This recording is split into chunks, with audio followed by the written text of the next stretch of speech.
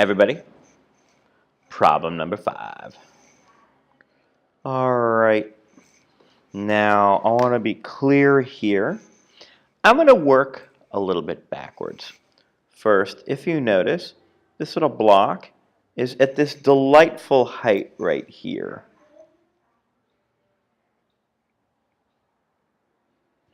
And then it gets lowered to this height back down here. So it was here and then it swings back down.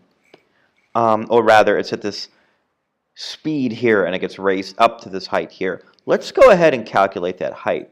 I'm going to use SOHCAHTOA. So check it out. This little hunk of length here is L times the cosine of theta.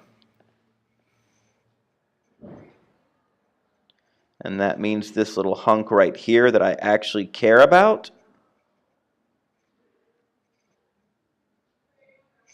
is L minus L cosine theta, which is L1 minus cosine theta.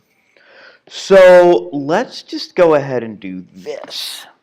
Okay, we want the V naught of the dart immediately before it strikes the block. All right. So we actually have to work backwards.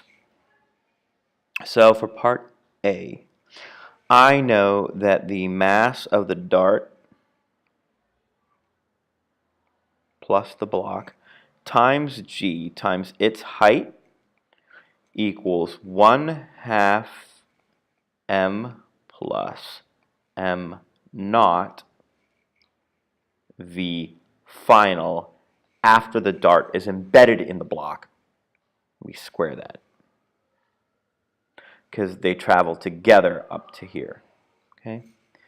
Now this cancels, which is just as well. So I'm going to get here g L 1 minus cosine theta times 2 under a square root equals v final after they hit. Now, based on that fact, I can use conservation of momentum. So I know mass of the dart, v initial, equals mass of the dart plus mass of the block together times this v final. So v initial equals mass of the dart plus the big block mass over little m. And I'm going to plug in for v final here. Oh my gosh, 2gl 1 minus cosine of theta. What a gross answer, but it's pretty cool.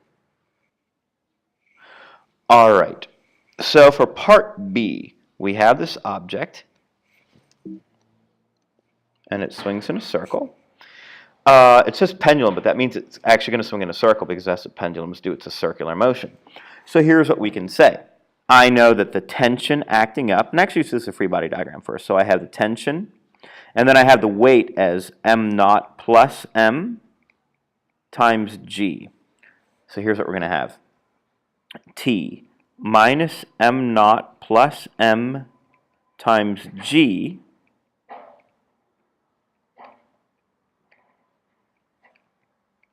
equals m naught plus m v naught squared over r. Sorry, not v naught. V final, because it's after the dart is embedded. So I'm going to be using this v right here. So I'm going to actually take this equation and this one here to the next page so that we can simplify.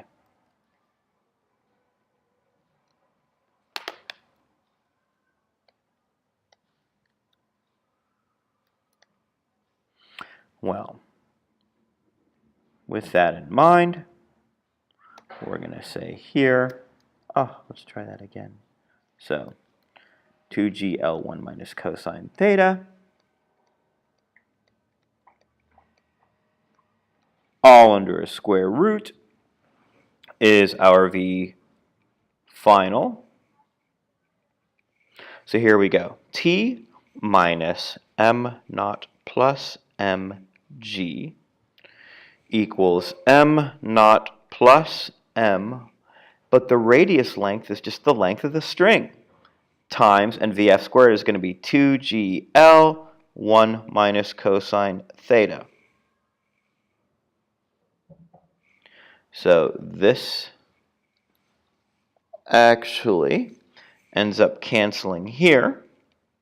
So we end up getting our tension equals, when we simplify, m naught plus m times g. This and this combine to give us 3 minus 2 cosine theta. All right, so that's part B. Let's just say this. I don't think I'm going to do experimental setups too much on your test. So we're actually going to skip part C, so we won't do this on your test. All right, so that is your practice exam, and I'll get the solutions published now.